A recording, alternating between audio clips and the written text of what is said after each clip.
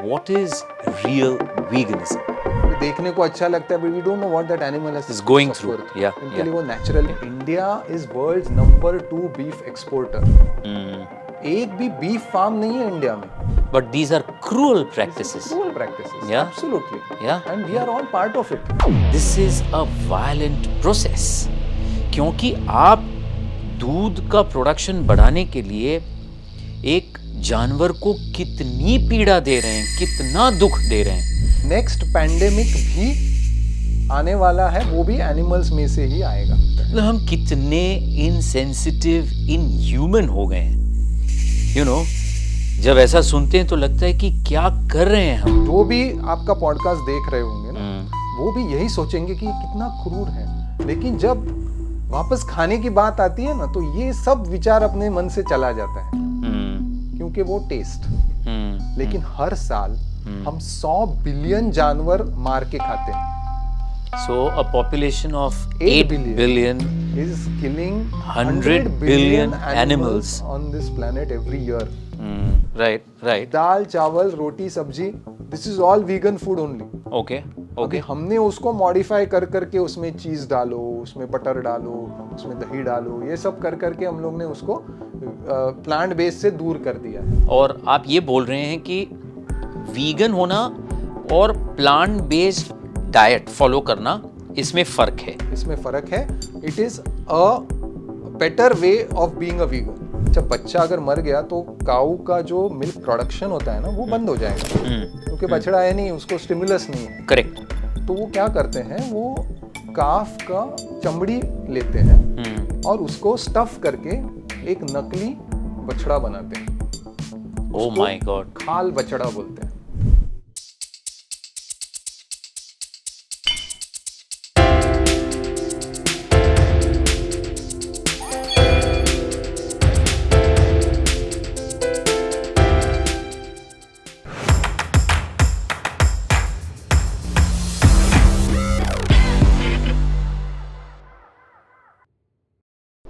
Dr. Sharang, Cognitive Cocktail welcomes you for this very interesting conversation on veganism and its positive impact on environment, human health and animals.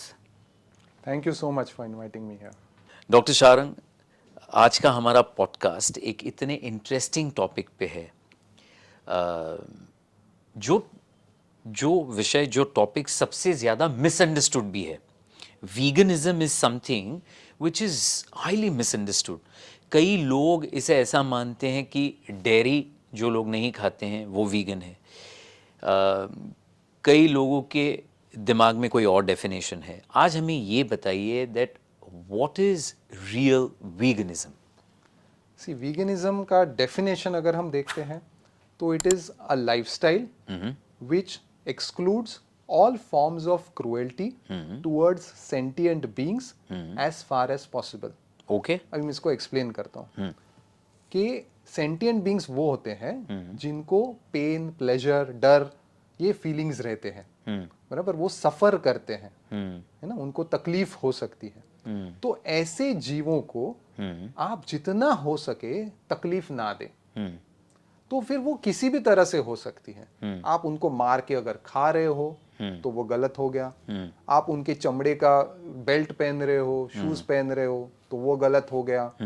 आप उनको जू में बंद रख रहे हो ताकि लोग आके उनको देखे और मजे ले, वो गलत हो गया. For entertainment. या सर्कसेस जो अभी थैंकफुली बैन हो गए, उनको क्या क्या करवाते थे. हमें देखने को अच्छा लगता है, but we don't know what that animal has going through. उनके लिए वो नेचुरल चीजें नहीं है. या तो ये हो गया. और कोई भी छोटा सा, जैसे बीज है, वो इतने मेहनत से हनी बना रहे हो, आप उनको छीन के ले रहे हो, उनका उसमें एक्सप्लॉयटेशन कर रहे हो, वो भी जरूरी नहीं है.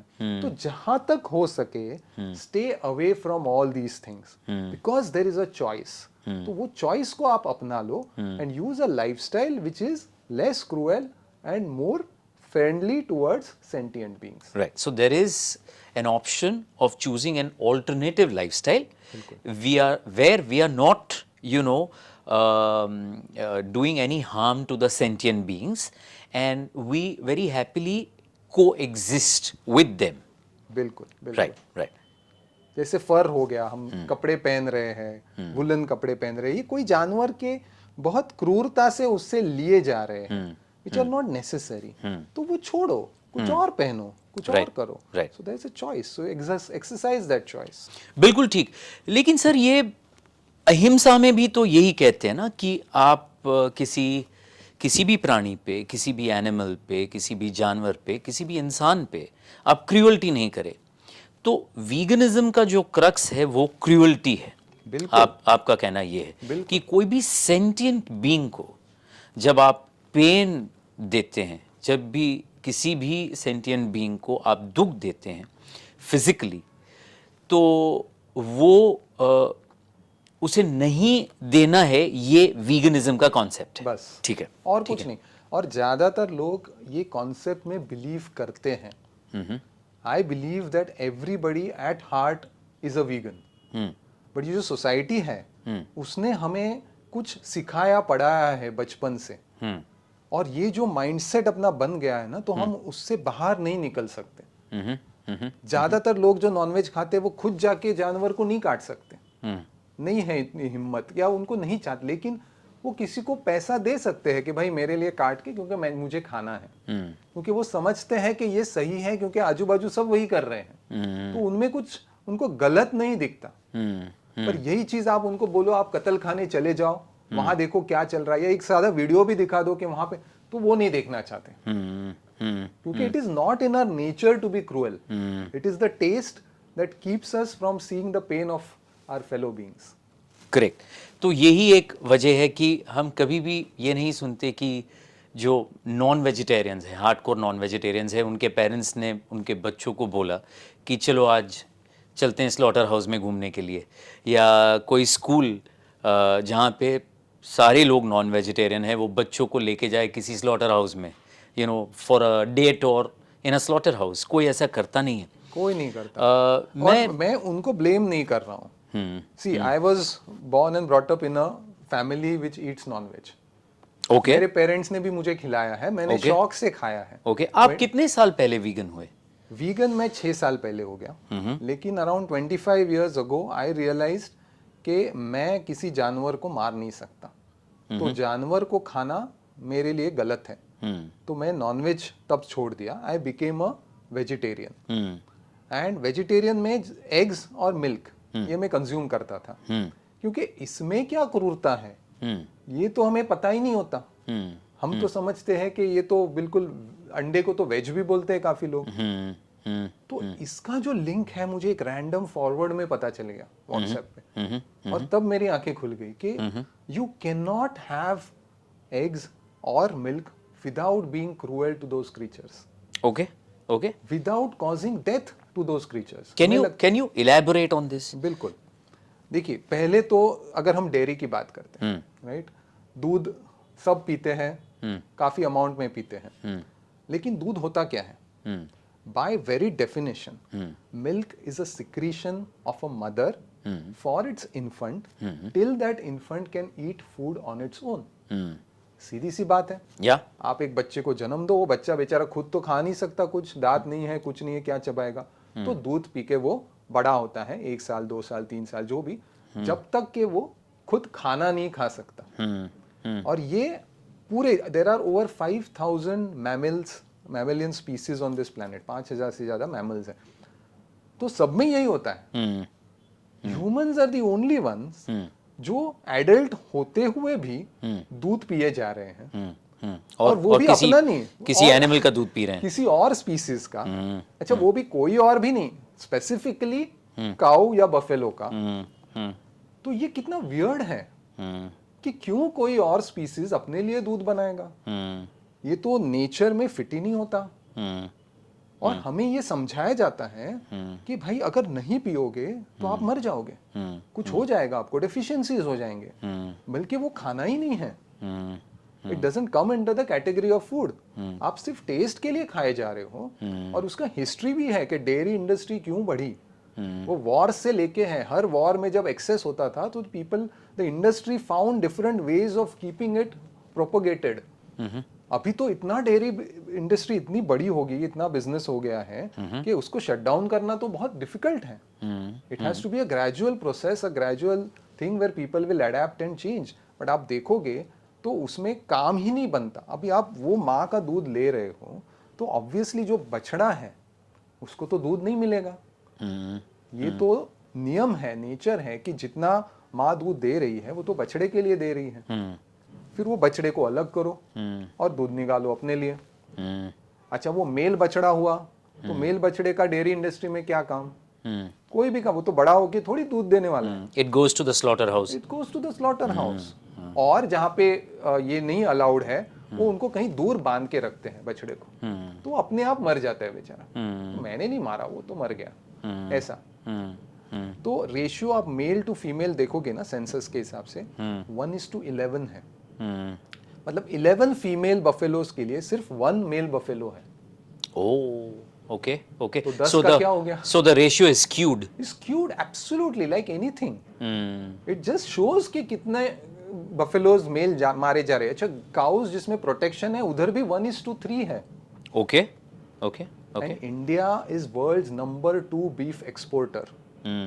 एक भी बीफ फार्म नहीं है इंडिया में. ओके. तो ये एक्सपोर्ट करने के लिए काउ और कैटल ये सब आ कहाँ से रहा है? It is coming from the dairy industry.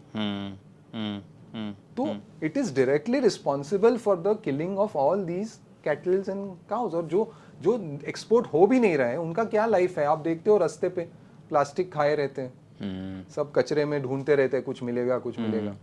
You will always see cows, you will never see buffaloes. क्योंकि उनको तो आप पैसा बना सकते हो उसमें से. Correct. So these cows that we see on streets are those cows which have stopped giving milk. Correct. Right? Correct. और फिर उनका कोई प्रोडक्टिविटी है नहीं, उनका कोई काम नहीं, क्योंकि फिर पैसे नहीं बनाए जा सकते तो उनको छोड़ देते हैं. और सिर्फ पैसे नहीं बनाए जा सकते नहीं, अगर रखना है तो पैसे खर्च भी तो करने पड़ेंगे उनको. Right. खाना खिलाना. Right right. तो मेल्स को तो मारा जाता है. फीमेल्स का आप लाइफ साइकिल देखो तो और भी बुरा है. बच्चा पैदा करो, 1.5-2 साल के होते हैं तब उनको प्रेग्नेंट. अच्छा, प्रेग्नेंट कैसे करेंगे? Artificial insemination. मतलब एक हाथ पूरा ऐसे उनके प्राइवेट एरियाज में डालो और उसमें फिर बुल का सीरम सीमेन इंजेक्ट करो. हाँ. ओके.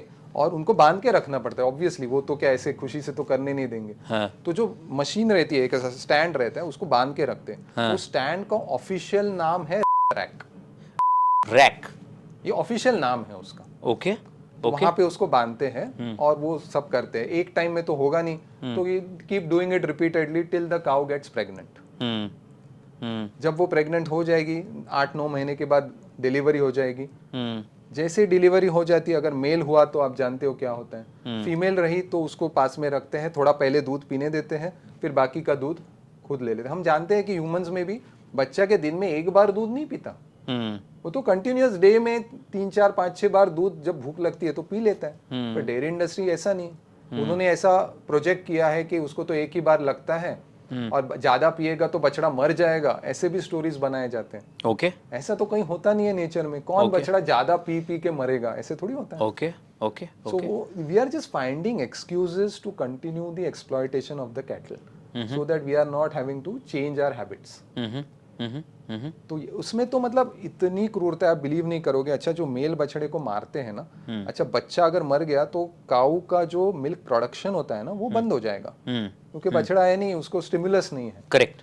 तो वो क्या करते हैं, वो काफ का चमड़ी लेते हैं और उसको स्टफ करके एक नकली बछड़ा बनाते हैं. Oh my God. खाल बछड़ा बोलते हैं. This is so sad. और उसको बाजू में रखते हैं तो वो गाय को लगेगा, उस स्मेल से लगता है कि भाई उसका खुद का बच्चा है, तो वो प्रोडक्शन चालू रहता है. या वो स्किन ऐसे कहीं टंगा देते हैं. ये these are all established practices. But these are cruel practices. Cruel practices. Yeah. Absolutely. Yeah. And we are all part of it. Yeah. So unknowingly we are also supporting dairy. Correct. Doctor Sharang, हमारे यहाँ दूध, दही, घी, ये सब चीज़ों का एक cultural significance है, कल्चरल इम्पोर्टेंस है. अब जैसे कि मैं जैन फैमिली को बिलोंग करता हूँ, तो Jains you know the crux of Jainism is ahimsa, non-violence. अब जैन भी दूध का इस्तेमाल करते हैं, दूध का उपयोग करते हैं, डेयरी प्रोडक्ट्स का इस्तेमाल करते हैं। कई जैन्स हैं जो अननोइंगली करते हैं, और कई जैन्स हैं जो कहते हैं कि हमारे शास्त्रों में तो ये लिखा नहीं है कि दूध निषेध है या दूध का इस्तेमाल नहीं करना चाहिए। लेकिन अगर लॉजिकली देखा जाए तो दूध और दूध बनाने की जो पूरी प्रक्रिया, जो प्रोसेस आपने अभी एक्सप्लेन की, this is a violent process. क्योंकि आप दूध का प्रोडक्शन बढ़ाने के लिए एक जानवर को कितनी पीड़ा दे रहे हैं, कितना दुख दे रहे हैं, सिर्फ दूध का प्रोडक्शन बनाने के लिए। और दूध पिया क्यों जाता है? 2 रीज़न से। एक तो डॉक्टर्स ने ये डरा के रखा है कि आपको कैल्शियम डेफिशिएंसी हो जाएगी अगर आप दूध नहीं पिएंगे। और दूसरा रीज़न जो आपने बताया, taste. It is the taste, right? That is the first reason, to be right, honest. Right. देखिए, कैल्शियम होता है दूध में, there is no doubt about it, but calcium और चीजों में भी होता है। अभी हुआ क्या है कि दूध is the most easily accessible thing at home, क्योंकि सबके घर में दूध आ ही रहा है, तो इसलिए वो हो गया है कि भाई बच्चे को दूध पिला दो। अच्छा, मैक्सिमम बच्चे दूध नहीं पसंद करते, आपको जानते हैं कि फोर्स करना पड़ता है। Correct, because there are reason है कि 3 साल के उम्र के बाद अपने बॉडी में लैक्टेज एंजाइम जो चाहिए मिल्क को डाइजेस्ट करने के लिए, उसका प्रोडक्शन अपने आप बंद हो जाता है। और इसी प्रॉब्लम को लैक्टोज इंटॉलरेंस भी कहा जाता है। बिल्कुल। तो 66% of Indians are lactose intolerant. तो फिर वो बच्चे को फोर्स करो, उसको उसमें शक्कर मिलाओ, उसमें बोर्नविटा मिलाओ, हॉर्लिक्स मिलाओ, ताकि वो कैसे वैसे करके वो दूध पी ले। अच्छा, यही कैल्शियम अगर आप ग्रीन वेजीज में पा सकते हो तो बच्चे को वो नहीं फोर्स करेंगे। तो जो कन्वीनियंट है, इजी है, और जो हम भी करते आ रहे हैं, देखिए पेरेंट्स भी तो वही किया है उन्होंने। I think we are conditioned, you know, to drink milk and force our children also to drink milk. लेकिन ये एक बहुत इंटरेस्टिंग बात है कि पूरे नेचर में होमो सेपियंस के अलावा और कोई भी मैमल दूसरे मैमल का दूध पीता नहीं है। It is only the homo sapiens which consume milk of another mammal, and that too as adults. Right. ये सबसे बड़ी बात है। Right, right. देखिए, एक बच्चे इन्फेंट है जो, ठीक है, वो टेम्पररी 1 साल के लिए किसी और स्पीसीज का भी पी सकता है सर्वाइवल के लिए, पर एक बार वो खाना खाने लगता है ना, तो कोई nobody goes back to drinking milk. ये हम ही है, और पेट्स हैं, हम पेट्स को हम लोग ही देते हैं दूध। राइट, वो हम ही देने वाले, वो भी गाय का दूध। Right, right. ये जो है ना, ये हमारे इसमें ही है कि भाई पीते जाओ। हम बोलते हैं दूध पीता बच्चा है क्या तू? Right, right. हम बोलते हैं, सही लेकिन बात, करते वही है। सही बात है।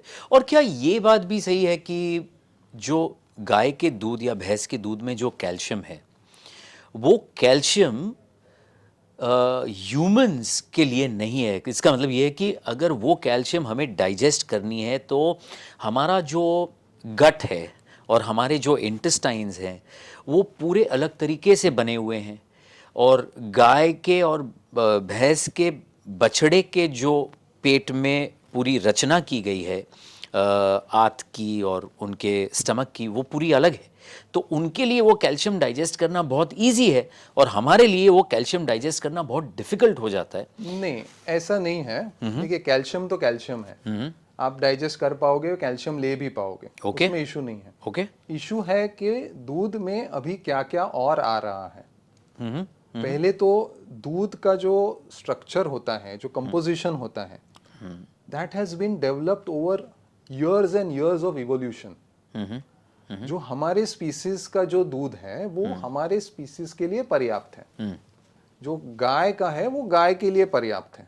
तो मतलब जो प्रोटीन कंटेंट रहता है, जो फैट कंटेंट रहता है, जो कार्बोहाइड्रेट्स रहते हैं, वो एक तरीके से सालों से वो सेट हो गए हैं। अभी काऊ के दूध में प्रोटीन कंटेंट बहुत ज्यादा होता है, जो इन्फेंट्स को नहीं चाहिए रहता है। जो केसिन और वे और ये सब जो चीजें रहती है ना, वो हमारे लिए इतना जरूरी नहीं है, और उसके वजह से बहुत सारे इश्यूज होते हैं। दूसरी चीज कि उसमें अभी जिस तरह से दूध मिल रहा है हमें, उसमें बहुत सारे इश्यूज आ गए हैं, क्योंकि वो गाय को ऑक्सीटोसिन दिया जाता है। ताकि वो रिप्रोड्यूस करे और दूध का प्रोडक्शन बढ़ते जाए। So oxytocin, just to get the context right, is the same hormone which is produced in mothers when a mother is feeding the child, or it is also called as a love hormone. When a mother gives hug, to the child, oxytocin is produced. This is the same hormone that you're talking about. Oxytocin is produced during pregnancy and lactation, बराबर। तो वो that increases that chances of getting pregnant and the production of milk is increased. Okay. Okay. और तो वो उसको inject किया जाता है, तो वो चीजें भी डायरेक्टली आ रही है। होता क्या है कि गाय ने बछड़ा दे दिया, लैक्टेशन तो चलेगा 4-5-6 महीने, उसी टाइम उसको इंजेक्ट किया जाता है ताकि दूसरा बछड़ा while she is lactating she is pregnant.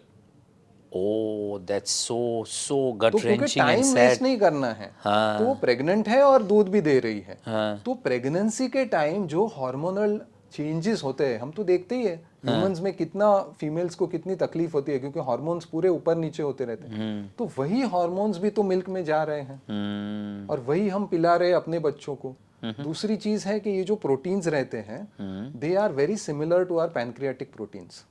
तो there is also a study which says कि इनका जो हमारे गट में एब्सॉर्प्शन होता है at a very young age, तो क्योंकि ये फॉरेन प्रोटीन्स हैं, the body mounts a response to it, तो उसको फाइट करने जाता है और वही fighting capacity also affects the pancreatic sales.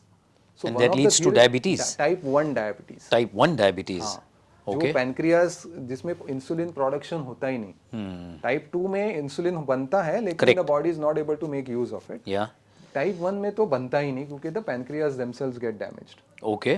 So this is one of the theories which is put कि excess of exposure to dairy proteins at a Okay. young age can cause this. Correct. तो जिन बच्चों में type 1 diabetes पाया जाता है, या हम ऐसा कई बार ऐसा सुनते हैं कि 12 साल के बच्चे को टाइप 1 डायबिटीज़ हो गया, तो इसका एक कारण ये हो सकता है, बिल्कुल। One of the cause. Yes. ओह, सो और दूसरा आपने एक जैनिज्म की बात की, तो अभी बहुत सारे साधु साध्वी जो होते हैं ना, they are also advocating not to have milk. So वो भी चेंज हो रहा है। We see we have to adapt with the situation with the times, कि एक जमाने में जो होता था तो जरूरी नहीं है कि अभी भी वही सिचुएशन हो और वही चीजें हम फॉलो करें। ऐसे बहुत सारे प्रैक्टिसेस पहले थे अपने कल्चर में जो हमने गिव अप किए हैं, राइट, जैसे डाउरी या सती जाना या Yeah. बहुत सारी चीजें which we know, child marriage, या जो हम नहीं फॉलो करते अभी, क्योंकि टाइम्स हैव चेंज्ड। उस टाइम कुछ हुआ रहेगा, उन्होंने क्या सोचा रहेगा हमें आइडिया नहीं है। They were a part of the culture that time जो फॉलो होते रहे, but now we are sensible, we know कि ये सही नहीं है, इसलिए हम नहीं कर रहे हैं। तो ये भी वैसी ही एक चीज है कि this over consumption of dairy and dairy products through a very cruel process is not needed. It is not part of, should not be part of our culture. Correct. तो नेक्स्ट जनरेशन, क्योंकि मैं I firmly believe कि ये change होने वाला है, क्योंकि ऐसे चल नहीं सकता। तो next generation is going to think about us and say अरे क्या पागल लोग थे ये कैसा ये सब करते थे। उनको इतना नहीं समझा कि भाई आप बड़े होके भी किसी और जानवर का दूध पी रहे हो।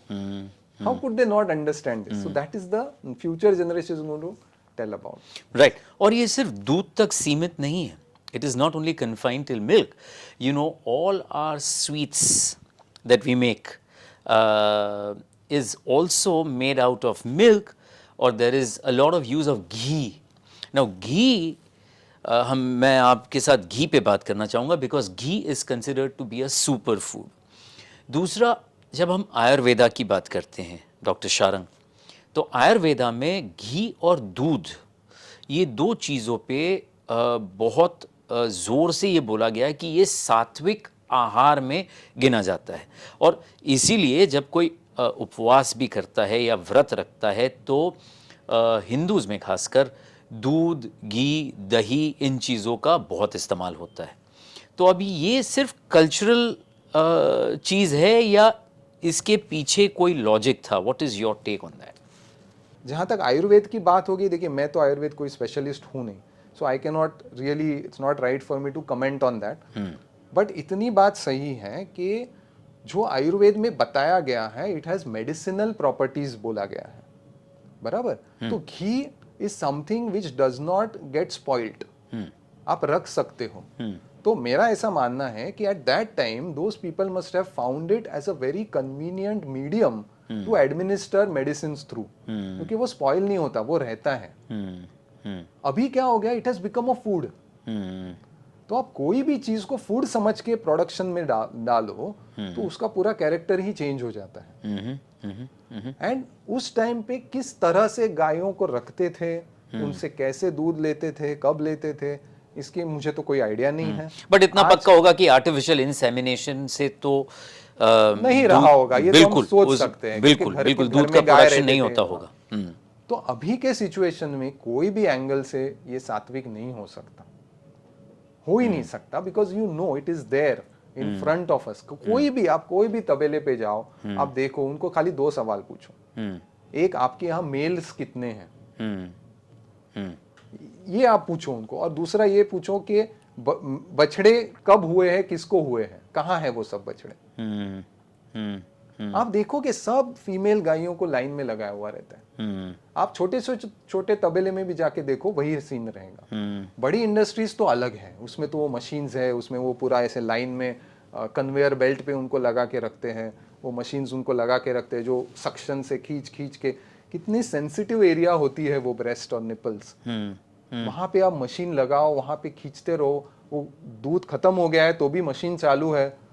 मतलब it is so bad. Mastitis करके कंडीशन होती है, ओके, इनवेरिएबली सब काउस को होती है वो। Okay, is infection of the breast. Okay, okay, और वो जो पस और उसमें आता है ब्लड और पस, वो सब दूध में जाता है, दूध में जाता है। एक तो इट इज ऑफिशियली अलाउड कि so much percentage of pus is allowed to be in the milk.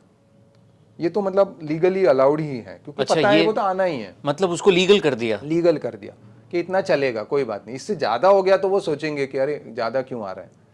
तो ये होता है जब डिस्गस्टिंग, ये होता है जब उसमें इन्फेक्शन हो। तो अभी इन्फेक्शन को कैसे कंट्रोल करें, इतने गाय हैं, हर एक के पास जाके तो कोई एग्जामिन नहीं कर सकता, इतने डॉक्टर्स वेटरनरी तो है नहीं वहां पे। तो सबको एंटीबायोटिक्स दिए जाओ। एंटीबायोटिक्स जो हम बिल्कुल बिल्कुल इन्फेक्शन होने के बाद लेते हैं, ये उनको प्रोफिलैक्टिक एंटीबायोटिक, मतलब इन्फेक्शन ना हो उसके लिए एडमिनिस्टर किया जाता है, पूरा सबको देता है। इनफैक्ट यूएस में पता है कि 80% of all antibiotics that are produced are used in animals, not humans. 20% सिर्फ ह्यूमंस के लिए यूज होता है।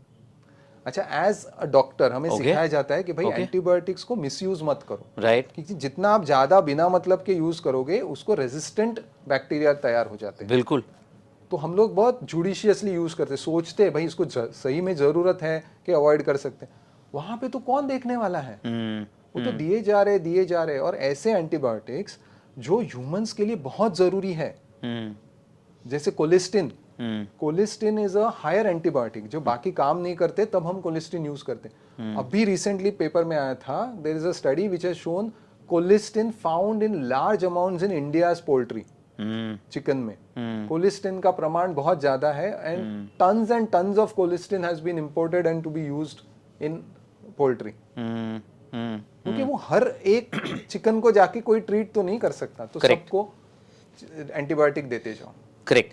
आई was reading an article of doctor Devi Shetty, और वो आर्टिकल में उन्होंने ये बताया कि उनके पास किसी गांव से 4-5 लोगों को लाया गया जिनका फीवर ही कम नहीं हो रहा था, एंड सारे इन्वेस्टिगेशंस किए, सारे टेस्ट किए, battery of test were done on them, लेकिन कुछ मिला ही नहीं, और उनको एंटीबायोटिक्स भी काम नहीं कर रही थी। तो डॉक्टर देवी शेट्टी ने उनके डाइट के बारे में पूछा, and they all where chicken eaters. तो वो जहाँ का चिकन खाते थे वहाँ के चिकन के सैंपल्स को मंगाया, तो वो चिकन में इतनी एंटीबायोटिक्स पाई गई कि डॉक्टर देवी शेट्टी का बोलना ये था कि वो सारे लोग एंटीबायोटिक रेजिस्टेंट हो चुके थे। I am not surprised. So what you said is so correct, yes. And it is not just कि जो खा रहे हैं, मजे की बात ये है कि वो रेजिस्टेंट बैक्टीरिया जो है ना, वो जानवरों में बनते हैं। आप जानवरों को देते रहो, तो 100 बैक्टीरिया है सपोज, तो उस 99 मर जाएंगे, एक ऐसा रहेगा म्यूटेशन की वजह से जो एंटीबायोटिक उसके ऊपर काम नहीं करता, तो वो बढ़ेगा।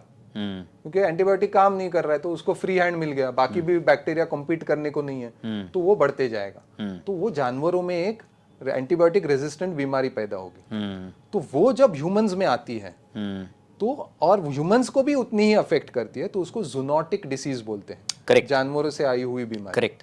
तो ये जूनोटिक डिसीजेस जो रहते हैं they are originating from the animals, क्योंकि एनिमल्स में जो एंटीबायोटिक्स दिए जाते हैं उनके अंदर जो रेजिस्टेंट बैक्टीरिया तैयार होती है वो ह्यूमंस में आती है, तो हमारे शरीर में बीमारियां करती है। And majority of the new upcoming infectious diseases are originating in the animals. In fact ये वगैरह भी तो एनिमल के थ्रू ही आया हुआ है। Correct, it was a transmission from the bat. या नेक्स्ट पैंडेमिक भी आने वाला है, वो भी एनिमल्स में से ही आएगा। Right right. We don't know, see COVID में इनफैक्ट वी वर लकी के छूट गए कि वो इतने इसमें कंट्रोल में आ गया, उसकी डेंजर मतलब जो डैमेज करने की कैपेसिटी थी वो लिमिटेड थी, पर यही अगर स्ट्रॉन्ग इसमें आ गया we may not be able to control. Correct. One of the causes of pandemics across the world is animal agriculture. There is a reason, क्योंकि एक तो एंटीबायोटिक्स, वो जानवर में वो कीटाणु बढ़ गए, नॉर्मली क्या होगा वो जानवर को मार के खत्म हो जाएंगे वो, लेकिन हम क्या कर रहे हैं, we are crowding these animals together, ऐसे कंपैक्ट बाजू बाजू में दबा दबा के भर रहे हैं उनको, तो एक से दूसरे को तीसरे से ये फटाफट फैल जाता है, तो उनको होस्ट मिल जाते हैं इनको, तो इसलिए उनकी ताकत भी बढ़ जाती है। So you have suddenly lot of these viruses and bacteria around, और जो हम लोग तो डायरेक्ट कांटेक्ट में ही रहते हैं उनके या उनके फूड प्रोडक्ट्स में, तो वो ट्रांसमिट भी होते हैं। हालांकि वी आर लकी के जो उनमें बीमारियां कर रही है वो सब बैक्टीरिया हमारे में बीमारियां नहीं करती, तो इसलिए थोड़ा बहुत तो है, नहीं तो हर दिन में नई बीमारी आती थी। So only some of the bacteria are able to cause diseases in humans also, तो वो फिर ऐसे पैंडेमिक्स और एपिडेमिक्स क्रिएट करते हैं। राइट। आपने जैसे दूध में पस की बात की और आपने बोला कि पस का थोड़े बहुत पस का होना is a official accepted thing, yes right? Yes, blood भी, ब्लड भी, and pus, हाँ। ब्लड एंड पस बोथ। अब आप हमें ये बताइए कि एक अंडा जो होता है, egg is considered as a complete food, ऐसा बोलते हैं कि एग में प्रोटीन भी है, वो सारे माइक्रो न्यूट्रिएंट्स है, विटामिन्स हैं जिसकी ह्यूमन बॉडी को ज़रूरत है। तो एग और जो पूरी पोल्ट्री इंडस्ट्री है, ये जो चिकन्स को जिस तरीके से रखा जाता है और एग का प्रोडक्शन जिस तरीके से होता है, उस पे आपका क्या क्या कहना है? देखिए, पहले तो ये जो कंप्लीट फूड की बात है ना, ऐसा कोई भी फूड नहीं है जो कंप्लीट फूड है। ओके। ये हमें समझना है। We are surviving on variety. आप अंडे को भी लोगे ना, उसमें फाइबर नहीं है। ओके। कोई भी एनिमल प्रोडक्ट्स में आपको फाइबर नहीं मिलेगा। Fibre is extremely important for us, for our gut, for our immunity and बहुत सारी चीजें।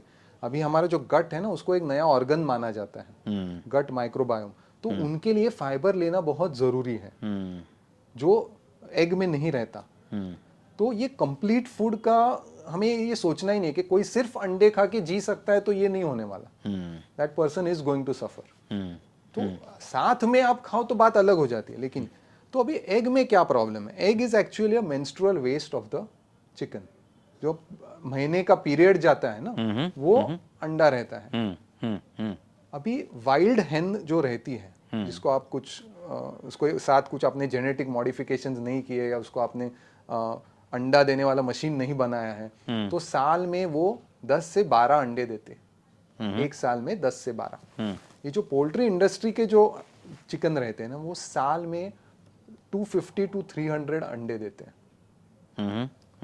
आप समझो कैसे उनको ये किया गया है। अच्छा, अंडे जब देते हैं तो हर टाइम पीरियड्स होता है। पीरियड्स में हम जानते हैं हमारे ह्यूमंस में भी कि फीमेल्स को कितनी तकलीफ होती है, जो 4, 5, 6 दिन होते हैं। तो ये बार बार अगर वो कर रहे हैं तो उनकी हालत क्या होती होगी, ये सोचो आप।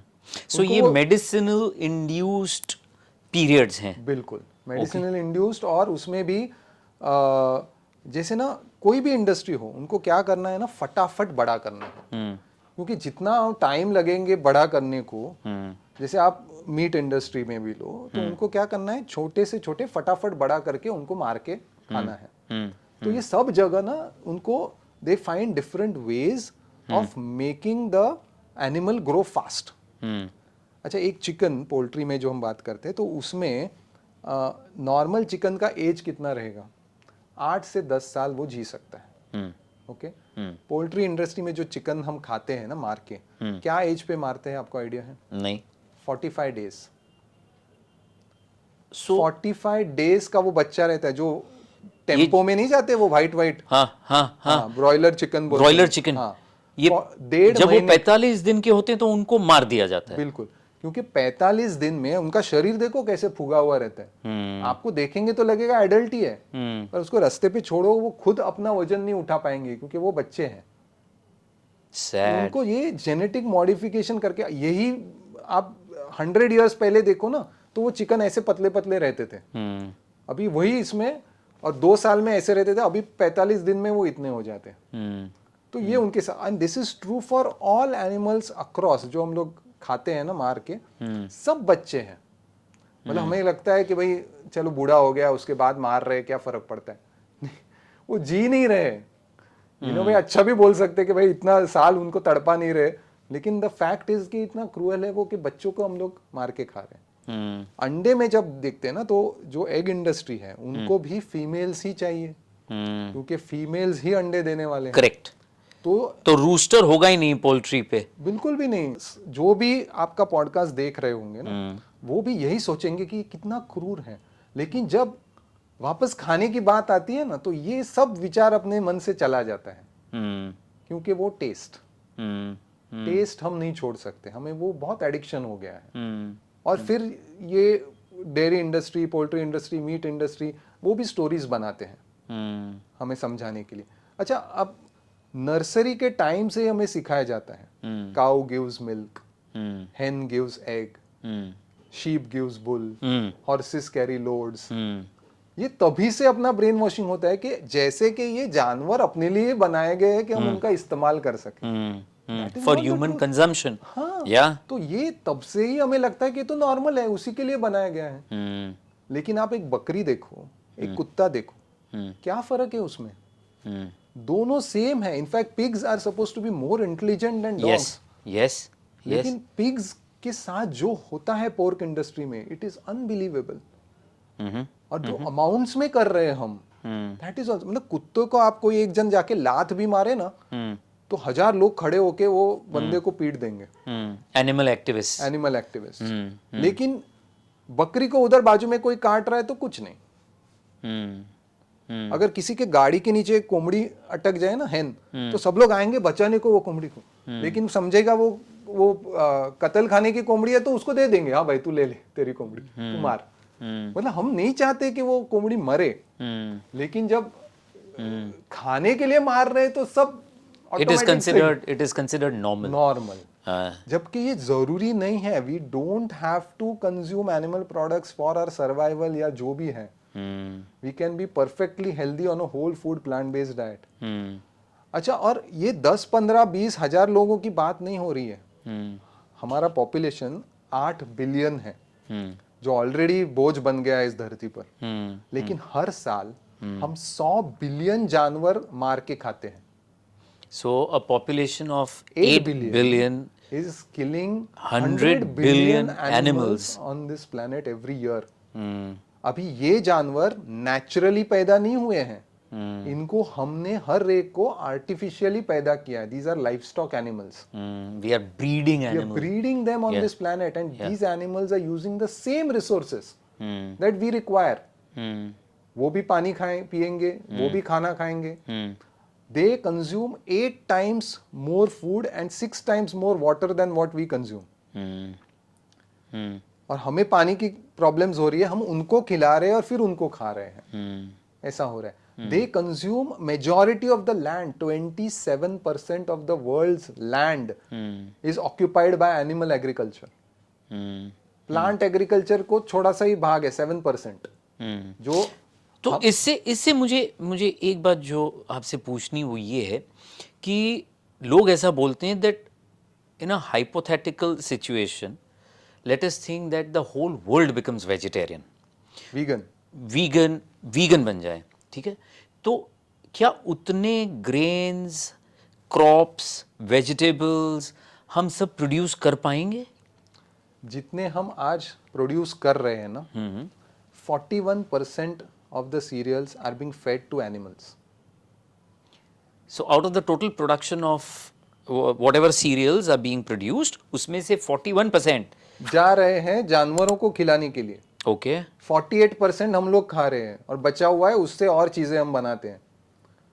तो आप समझो, अगर पूरा वर्ल्ड वीगन बन गया तो सबको खाने के लिए इतना खाना एक्स्ट्रा मिलने वाला है हमें.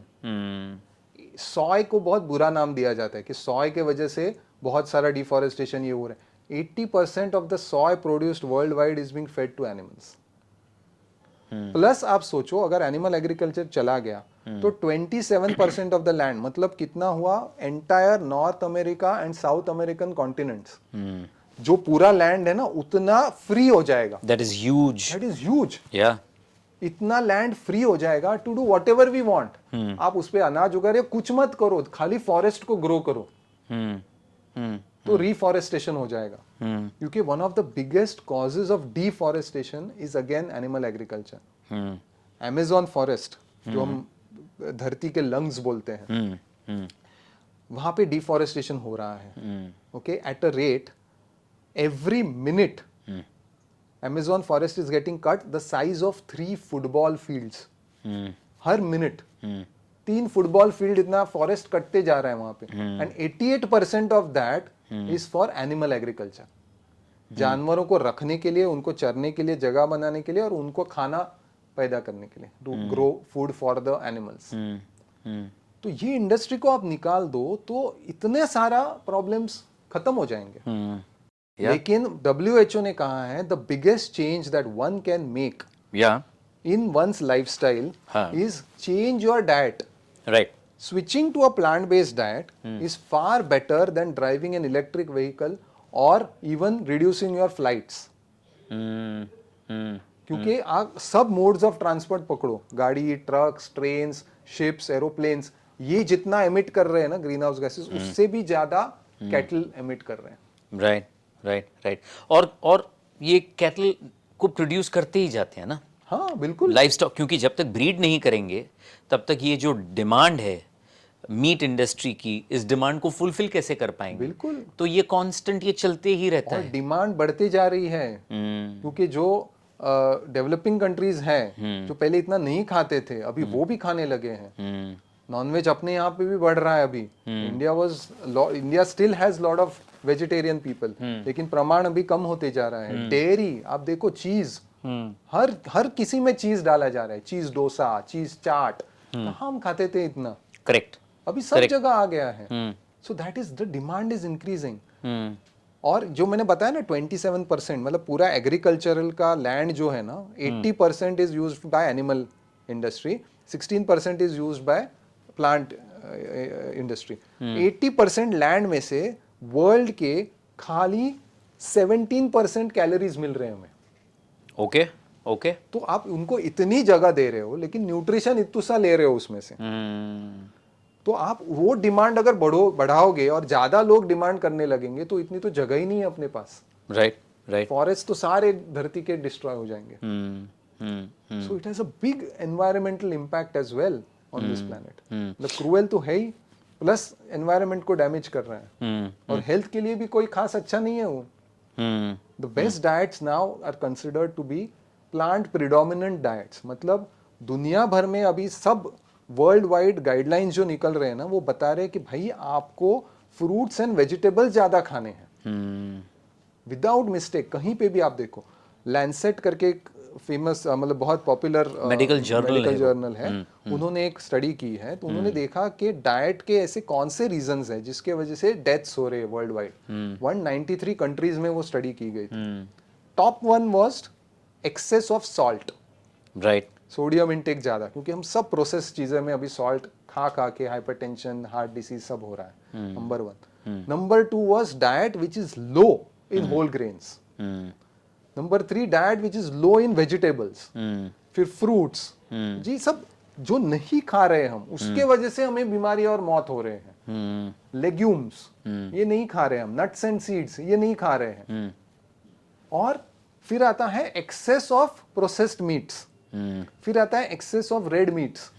तो ये सारी चीजें हैं जो एक्चुअली हमें बीमार कर रहे हैं और responsible for number 1 problem which is heart disease now.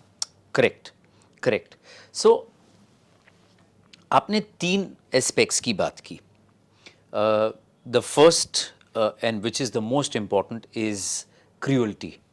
हम जो भी एनिमल प्रोडक्ट्स कंज्यूम करते हैं एज फूड्स, उसमें सिर्फ क्रूअल्टी ही है और कुछ भी नहीं है। और जो लेवल की क्रूएल्टी है, बाप रे। हाँ, हाँ, मतलब it is very, it makes us inhuman, you know, if we understand this and still support the dairy industry, or if we still continue eating eggs in the name of health and taste, as you said. बिल्कुल। तो एक तो ये हो गया, ethical concern हो गया ये। दूसरा आपने एनवायरनमेंट की बात की कि एनवायरनमेंट में भी कितना बड़ा डैमेज हो रहा है because of this meat eating industry and meat eating habits of including dairy as well, including dairy. Because India में ज्यादा मीट कंजम्पशन नहीं है, but India has 1/3 of the world's cattle. Right. 33% of cattle is in India Right. for dairy purposes. Right. And जो cattle है that is the biggest animal livestock में, Right. compared to other animals, and we are at the pinnacle of that. It is a very sorry state of affairs. The dairy industry, you know, has somehow made us believe that without milk you can't start your day. And since you are a doctor, I would also want to, you know, ask you, you spoke about the gut microbiome. And there is this whole thing about probiotics. There is this whole thing about good bacteria versus bad bacteria. And when it comes to dahi, curd, you know, they say that curd has a lot of probiotics. People in India have something which is called as छाछ और छाछ और butter milk, Yes. You know, उसका स्वीटन form को लस्सी बोलते हैं। सो उसमें भी प्रोबायोटिक्स होते हैं। तो probiotics are obviously important for us. हाँ, लेकिन मैं जो दही में से प्रोबायोटिक्स मिलता है, मैं उसकी बात कर रहा हूँ कि क्या वो ह्यूमन बॉडी के लिए नेसेसरी है, या there are other forms from which we can, other foods from which we can get probiotics. Definitely. देखिए Okay. प्रोबायोटिक्स क्या होता है, they are certain bacteria which are good bacteria, Okay. जो उनमें फॉर्म मतलब पाए जाते हैं। ओके। लेकिन we humans are more bacteria than human, meaning अपने गट में इतने सारे बैक्टीरिया है जितने हमारे बॉडी में सेल्स भी नहीं है। Okay, okay. तो there are so many bacteria, good bad, और हमें आइडिया भी नहीं, हमें कुछ गिने चुने ही पता है बैक्टीरिया जिसके ऊपर हम लोग ने स्टडी वगैरह किया हुआ है। तो जब हम प्रोबायोटिक लेते हैं तो कुछ गिने चुने बैक्टीरिया लेते हैं विच वी नो और we think are good for us. लेकिन there is something called as prebiotic. Okay. Prebiotic होता है फाइबर। तो जब आप फाइबर लेते हो तो you are providing the food for the good bacteria in your intestines. तो आप उनको खाना दो और वो गुड बैक्टीरिया अपने आप बढ़ेंगे, उनकी कॉलोनी बड़ी होती जाएगी। कॉलोनी बड़ी होती जाएगी। अगर आप उनको फूड नहीं देते हो तो then you have to keep supporting with external probiotic. और प्रोबायोटिक्स कोई भी फर्मेंटेड फूड में आपको मिलेंगे। Okay, okay. तो आप जो छाछ की बात कर रहे थे, कर्ड्स की बात कर रहे थे, वो तो आप सोय मिल्क से भी बना सकते हो। You Okay. Get soy curd, you get peanut curd. Okay. अपनी खिमची रहती है जो Yes.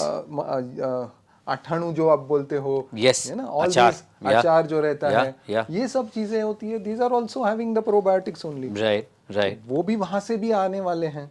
We don't have to consume all these products just because for probiotic reasons. Okay. तो प्रीबायोटिक जब आप लेते हो तो वो ऑटोमेटिकली हो जाएगा। और पोस्ट बायोटिक भी होता है कि जब फर्मेंटेड फूड्स को आप कुक करते हो, जैसे इडली डोसा, तो वो पोस्ट बायोटिक हो गया। Okay. तो ये सब मिला के अपना गट जो है ना वो हेल्दी रहता है। All studies across have shown के people on a plant based diet have a much better gut health than compared to those जो एनिमल फूड्स खाते हैं। आपने प्लांट बेस्ड डाइट की बात की, आप थोड़ा हमारे व्यूअर्स के लिए ये भी बता दीजिए कि प्लांट बेस्ड डाइट होता क्या है। देखिए पहले तो we have to be very clear, जब हेल्थ की बात होती है ना तो वीगन डाइट अलग हो जाता है और what we recommend is whole food plant based diet. Okay तो ये दोनों अलग चीजें थी कि दोनों में एनिमल प्रोडक्ट्स नहीं है, ओके वो एक ही सिमिलैरिटी है कि Okay. इसमें आप जानवर से आई हुई कोई चीजें मत लो। लेकिन जो वीगन फूड है उसमें आपको vegan ice cream, vegan pizzas, vegan burgers, ये सब चीजें मिल जाएंगे, वो Okay. अलाउड है। ओके बराबर, उसमें कोई वैरायटी वगैरह नहीं है, सब फास्ट फूड है। फिर आप टेट्रा पैक में से सोय मिल्क ले लो या जो भी हो, फिर उसमें प्रिजर्वेटिव, वो एक इंडस्ट्री अलग हो गई। वीगन इंडस्ट्री जो हो रही है वो भी टेस्ट पे चलती है। जैसे डेयरी और मीट टेस्ट पे चलते हैं, वैसे वो भी टेस्ट पे चलती है। हेल्थ की जब बात करते हैं तो what we recommend is a whole food plant based diet. उसका मतलब है कि एनिमल प्रोडक्ट्स भी नहीं आए, लेकिन हम लोग होल फूड्स की बात कर रहे हैं, नॉट प्रोसेस्ड फूड्स। तो वीगन चीज बनाने के लिए भी आपको बहुत प्रोसेसिंग करना पड़ेगा। ओके ओके ऑयल्स जब आप लेते हो, वेजिटेबल ऑयल्स, उसमें भी प्रोसेसिंग हो गया। तो वो सब मत लो। आप क्या लो? आप लो फ्रूट्स, आप लो वेजिटेबल्स, आप लो लेग्यूम्स, आप लो होल ग्रेन्स लो आप, और nuts and seeds low. Anything which is not made in a factory. Correct, Right? Correct, absolutely. Okay. और अगर थोड़ा बहुत है तो उसको हम मिनिमली प्रोसेस्ड बोलते हैं। जैसे आप खुद घर में भी सोय मिल्क बना सकते हो, आपको वो टेट्रा पैक लेने की जरूरत नहीं है। ओके अभी तो बहुत सारे सिंपल मशीन्स भी आते हैं, नट मिल्क मेकर्स बोलते हैं, उसमें डालो 15 मिनट में सोय मिल्क रेडी, घर के घर, सीधा पोर करो, ले लो, कहीं और डिपेंड, और बहुत सस्ता पड़ता है, 10 रुपए पर लीटर के रेट से मिलेगा आपको। Okay okay you don't have to buy. ये इंडस्ट्री बन जाती है वीगन इंडस्ट्री, तो वो एक्सपेंसिव भी हो जाता है। लोग बोलते हैं ना vegan food is so expensive, Right. कैसे सब लोग अफोर्ड? Right. कुछ नहीं, राइट राइट दाल चावल रोटी सब्जी, this is all vegan food only. Okay अभी ओके हमने उसको मॉडिफाई कर करके उसमें चीज डालो, उसमें बटर डालो, उसमें दही डालो, ये सब कर करके हम लोग ने उसको प्लांट बेस से दूर कर दिया है। ओके बट ओके ओरिजिनल आप रेसिपीज देखो तो उसमें ये कुछ नहीं रहता है। Okay. So it is absolutely not required. Okay तो नॉर्मल जो हम खाना खाते हैं घर पे एकदम सिंपल सा, it is all plant based only. उसको होल फूड्स रखो आप, and that is considered to be the best for your health as well. Okay आपने सोया बीन्स की बात की। अब लोग ऐसा बोलते हैं कि बहुत ज़्यादा सोया का अगर कंजम्पशन किया जाए तो उसमें फाइटो ईस्ट्रोजन करके एक कंपाउंड होता है जो ईस्ट्रोजन को ही मिमिक करता है। And oestrogen is considered to be a female hormone. तो इसके मेल बॉडी पे बहुत नेगेटिव रेमिफिकेशंस होते हैं, यू नो। तो क्या इतना अगर आदमी सोया कंज्यूम करेगा तो फिर वो उसको अलग तरीके से प्रॉब्लम देना शुरू कर देगा? तो ये भी एक मिसकंसेप्शन है। Okay phytoestrogen is similar to oestrogen, but potency में कम है। तो आप जब फाइटो एस्ट्रोजन लेते हो तो इनफैक्ट वो बॉडी के एस्ट्रोजन को ब्लॉक करता है। ओके वहीं पे जाके अटैच होगा जहां पे एस्ट्रोजन अटैच होना चाहता है, पर ये जाके उसको पुश करेगा ओके और ओके खुद काम कम करेगा एस्ट्रोजन के मुकाबले। ओके तो वो बेसिस पे तो वो एक्चुअली एस्ट्रोजन का इफेक्ट कम करता है। Okay okay So there is a huge research paper done on role of soy protein in multiple diseases across, and it has been found it is either of no consequence or it is beneficial. कहीं पे भी ऐसा नहीं है कि आप सोय खाओ तो आपको प्रॉब्लम्स होने वाली है। ओके ओके और इट हैज बीन फाउंड कि अप टू 20 to 25 ग्राम्स आप दिन में आराम से खा सकते हो, विच इज लाइक रफली 2 सर्विंग्स। उससे ज्यादा भी खा सकते हो अप टू 50, उससे आपको डैमेज नहीं होगा लेकिन बेनिफिट भी नहीं मिलेगा। ओके ओके तो it is considered to be absolutely safe. So it is a safe food to it is consume. Safe, it is the biggest threat to animal and dairy industry. हाँ तो वो ऐसे चीजें उछालेंगे ही right कि अरे ये problem है वो प्रॉब्लम है, क्योंकि it is the best protein in plant based options. Dr. Sharang, it has been such an interesting conversation. Some of the things that you said were actually gut wrenching, and it made me think that what are we doing as human beings in this race of perpetual greed? We've forgotten that how much damage are we causing to the environment by our eating habits. हम काम में इतने busy हैं कि हम सोचते ही नहीं हैं कि हम जो डे टू डे लाइफ में करते हैं उसमें कितना डैमेज हो रहा है। और छोटे से चेंजेस अगर हम हमारे टेस्ट को कॉम्प्रोमाइज़ कर दें थोड़ा, उसमें भी कॉम्प्रोमाइज नहीं है, it is just a matter of adaptation. Correct. मतलब मैं अभी 6 साल से प्लांट बेस्ड खाना खा रहा हूँ, आई लव इट। राइट, मतलब ये मैं नहीं सोच रहा हूँ कि यार मेरे को वो नहीं मिल रहा है, बिल्कुल भी नहीं। I forgotten the taste of how chicken tasted, how dairy was, how milk was. नहीं, कुछ भी जरूरत ही नहीं है। You don't miss it any I more. Don't miss it any more. Yeah. My daughter she is vegan. Okay, अभी वो बच्ची है, वो जब जाती है तो बाकी पार्टीज में वगैरह लोग खा रहे हैं, तो उसको फील होता है थोड़ा, तो उसके लिए ऑप्शंस हैं। There is vegan ice cream, vegan pizza जो हम कभी कभार मंगाते हैं। सो जिनको टेस्ट चाहिए वैसी ही टेस्ट चाहिए, उनके लिए भी ऑप्शंस हैं। सही बात है doctor Sharang, and that is why some of these celebrities just for virtue signaling they talk about vegetarianism and how meat is bad, and और उनकी जो एक्शंस हैं वो जो बोल रहे हैं उसको कंफर्म नहीं करती है, बराबर। so there is a bit of hypocrisy, but anyways that is how the world is. Yeah, but so like you don't have to look at other people और क्या कर रहे हैं क्या नहीं, Yeah, सही गलत। yeah. सब अपने जगह पे जो कर रहे हैं उनका एक जर्नी है। Yeah. I just want to say कि आप खुद सोचो Yeah. कि आपको क्या सही लगता है, आपको क्या गलत लगता है। अगर किसी को लगता है कि मैं जाके चिकन मार सकता हूँ, कोई प्रॉब्लम नहीं, और वो खा रहा है, बात अलग हो गई, उससे हमें झगड़ा ही नहीं करना। पर ज्यादातर लोग वो करना नहीं चाहते हैं, फिर भी वो सपोर्ट कर रहे हैं और खा रहे हैं। Right. उनके लिए मैं कह रहा हूं कि there is a way out. Yeah. You don't, if you don't believe in it, you don't have to do it. Right. Open your eyes and change your action. Dr. Sharang, these things that you are saying are so easy to implement, easy to follow, provided there is a will to change. And जो आपने बहुत बार test का जिक्र किया, और ये जो सारी प्रॉब्लम्स हो रही है ये टेस्ट की वजह से ही हो रही है, क्योंकि मैं ऐसा मानता हूँ कि मेरे पास अगर ऑप्शन हो कि मुझे वुल नहीं पहनना है और कोई और चीज़ अगर मुझे गर्मी देगी तो मैं पहन लूँगा, बिल्कुल ठीक है। लेकिन अगर कोई मुझसे ये कहे कि हर रोज़ सवेरे मैं दूध की चाय पीता हूँ, आप वो दूध बंद कर दो, तो वो चीज़ मुझे बहुत तकलीफ़ देती है। बिल्कुल। लेकिन जब मैं इंटेलिजेंटली लाइफ के बारे में सोचता हूँ, और जिस क्रूअल्टी की आपने बात की उस क्रूअल्टी के बारे में सोचता हूँ, तो कहीं पे मुझे लगता है दैट आई शुड चेंज, और मुझे टेस्ट जैसी चीज़ का कॉम्प्रोमाइज़ करना चाहिए और ऑल्टरनेटिव ढूंढने चाहिए। कि अगर मैं गाय के दूध की चाय पीऊँ तो ही मुझे टेस्ट अच्छा लगे, ये ज़रूरी नहीं है। There are options. आपने कहा कि there is soy milk, there is almond milk, there is cashew milk. Okay, it is all about changing my test.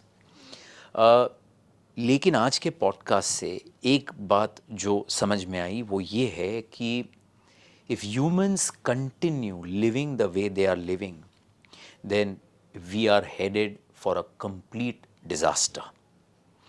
हम sentient beings को तो दुख दे रहे हैं, लेकिन हम हमारे फ्यूचर जनरेशन के लिए जो इकोसिस्टम क्रिएट कर रहे हैं और जो इकोलॉजी को डैमेज कर रहे हैं हम, वो इतना डिज़ास्ट्रस होगा, और ग्लोबल वार्मिंग इतनी ज़्यादा बढ़ जाएगी कि हर चीज़ पे इसकी इम्पैक्ट आएगी, because of our eating habits and people who are eating meat, mindless consumption of meat is going to cause this. Thank you so much for this very enlightening conversation. I am sure people across all age groups are going to enjoy this conversation, because veganism पे बात करने वाले vegan enthusiasts बहुत है दुनिया में. There are a lot of people who are passionate about, veganism. But when it comes from a doctor, especially from a surgeon like you, what you said carries a lot of weight. Thank you so much for your time. We at Cognitive Cocktail appreciate it. Thank you so much for having me here. Thank you.